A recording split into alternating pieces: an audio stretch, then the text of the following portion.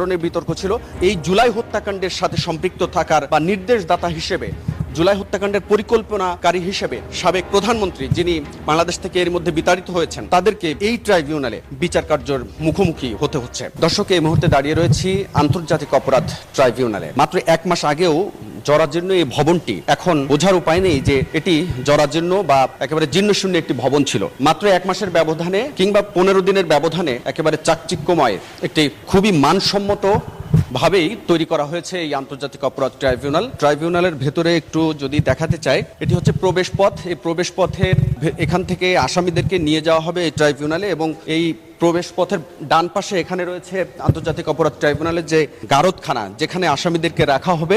এই ট্রাইব্যুনালের ভেতরে যদিও চিফ প্রসিকিউটর আগে থেকে বলেছিলেন যে যেহেতু আন্তর্জাতিক অপরাধ ট্রাইব্যুনাল, সুতরাং এই ট্রাইব্যুনালের যাবতীয় কার্যক্রম বা এখানকার ব্যবস্থাপনা যেন আন্তর্জাতিক